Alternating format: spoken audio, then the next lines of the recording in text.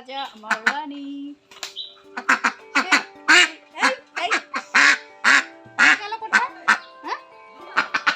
না এমনি ধরছি কটু বাজার আছে।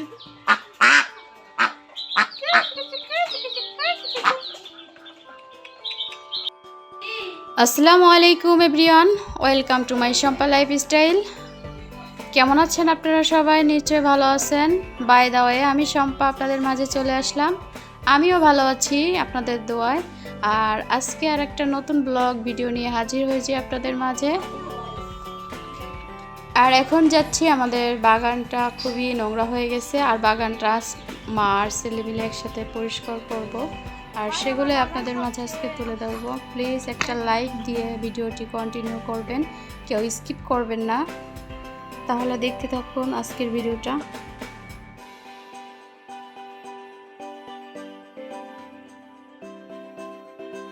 মাঝে মাঝে বাগানের পরিচর্যা না করলে বাগানটা দেখতে সুন্দর লাগে না। এজন্য অনেক বৃষ্টির কারণে বাগানে আসতেও পারে নেই, পরিচর্যা করতে পারে নেই। তাই এখন চলে আসলাম। আজকে একটু রৌদ্র উঠছে।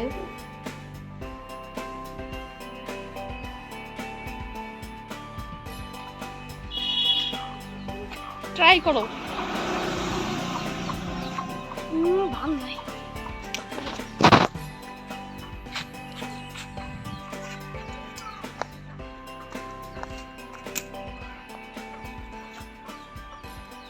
এই গাছটা তো একটু গোল হইছে, একটু হালকা হালকা ছাটাই করতে। তুই পারবি নি?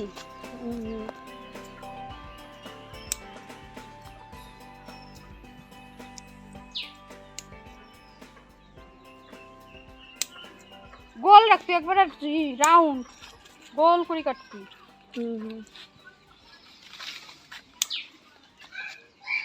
আমার ছেলে এখন ছাটাই নিয়ে কাজ করছে, আমি আর আমার ছেলে বাগানের কাজ করছি এখন। আজকে ছুটির দিন। ওইগুলো কি নিয়ে আসো? রেখে শুধু আমার কাজে হেল্প করতেছে।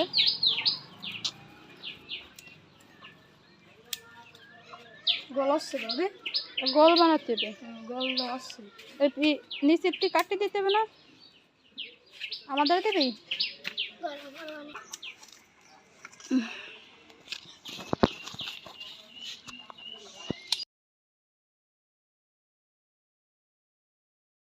আর এদিকে এই গাছটা অর্থাৎ পাতাবাহার গাছটা হেলে পড়েছে। এখন যদি একটা খুঁটি না দিয়ে বেঁধে না দিই তাহলে গাছটা ভেঙে যাওয়ার সম্ভাবনা আছে। এজন্য আমি এই গাছটাকে একটা ছোট্ট একটা ডাল দিয়ে তারপর বেঁধে দিব গাছের সঙ্গে, তাহলে গাছটা একটু বড়টা মজবুত হবে।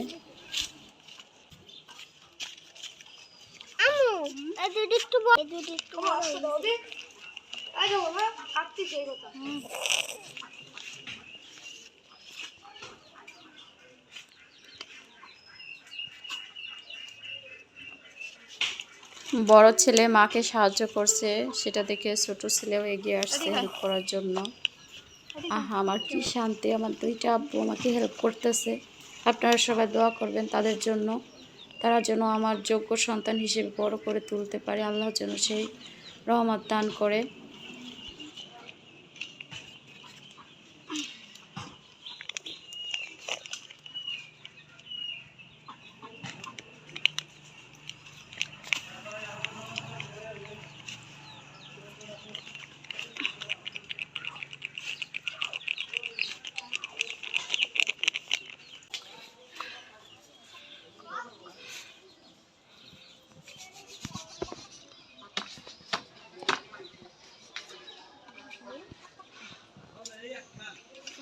প্রচন্ড পরিমাণে বন্ধ হয়েছে, দেখেন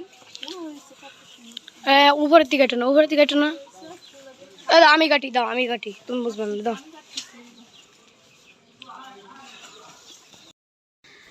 এখন আমার ছেলে আমার থেকে দক্ষতা বেশি হয়ে গেছে, সে আমাকে বলছে আমি বুঝবো না, সে কেটে দেবে।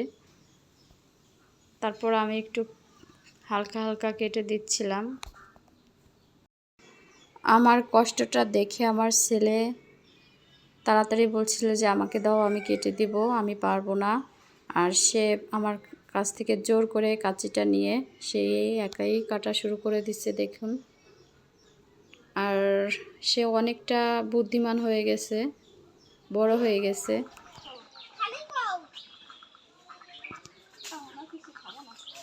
আর আমার ছোট ছেলে বলছে, আম্মু তুমি অনেকটা ঘেমে গেছো, তোমাকে দোকান থেকে একটা ঠান্ডা এনে দিই।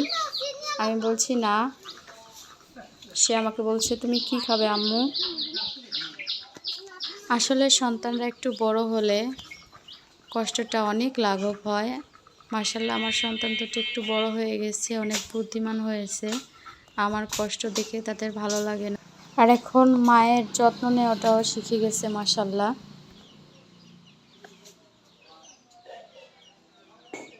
বানাও। আমি এখন রান্না করব বিরিয়ানি, কাসকি বিরিয়ানি যাকে বলে। আমি নিয়েছি 2 পিস আলু, নিয়েছি 2টা আলু, বিরিয়ানির মশলা নিয়েছি, সস 3 প্যাকেট সস নিয়েছি, 3 প্যাকেট সস। তারপরে নিয়েছি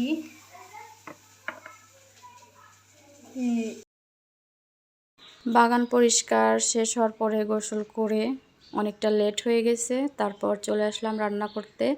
আর এখন সন্ধ্যা 7টারও বেশি বাজে। আর বাড়িতে মেহমান আছে, অর্থাৎ আমার শ্বশুর শাশুড়ি মা আছে আর বাচ্চারা আছে। তারা বলছে আজকে কাসকি বিরিয়ানি রান্না করে দাও আম্মু। আর চলে আসলাম। আরও আজকে অল্প উপকরণে তৈরি করে নেব গরুর মাংসের এবং বাসমতি চাউল দিয়ে কাসকি বিরিয়ানি।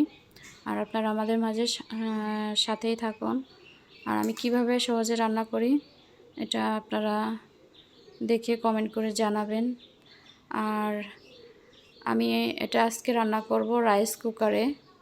তাহলে দেখা যাক আমি যে কিভাবে রাইস কুকারে বিরিয়ানিগুলো রান্না করে নিলাম। আর দ্রুত সব রান্না করব। আর গোশগুলো আমি সুন্দরভাবে কষিয়ে প্রেসার কুকারে চাপ দিয়ে রেখে তারপরে আমি রাইস কুকারে চাউলগুলো ধুয়ে তারপরে রান্না করব বিরিয়ানি।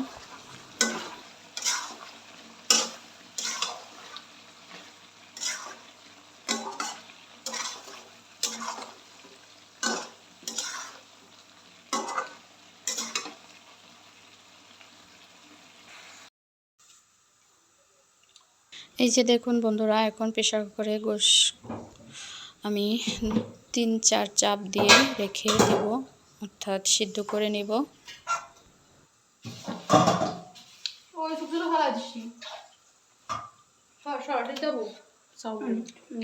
আমার ছোট ছেলে আগে বলো, আব্বু তুমি কি খাচ্ছ? বলো আজকের কাচ্চিটা কেমন হয়েছে? ভালো হয়েছে। আমারে কততে কত দিবা বলো? 10-এর ভিতরে 100। আর আমার ছোট ছেলে এবং বড় ছেলের রান্নার রিভিউ শুনে আমি আর হাসি পেল। সে আমাকে 10-এর ভিতরে 100 দিবে। আর বাচ্চারা বুঝেন তো, খিচুড়ি বিরিয়ানি এগুলো খুবই তাদের পছন্দের খাবার। রান্না করলে তাদের ক্ষুধা বাড়ে। আর যখন একটু সবজি রান্না করব ঘরে, তখন আর তাদের পেটে ক্ষুধা হয় না। আর আজকে এ পর্যন্ত। সবাই ভালো থাকবেন, সুস্থ থাকবেন। আর ভিডিওটি দেখে লাইক করবেন, কমেন্ট শেয়ার করবেন যে আজকের ভিডিওটা কেমন হলো। আর যারা আমার চ্যানেলে নতুন তারা প্লিজ চ্যানেলটা সাবস্ক্রাইব করে পাশে থাকবেন ইনশাল্লাহ। সবাই ভালো থাকবেন, সুস্থ থাকবেন। আল্লাহ হাফেজ।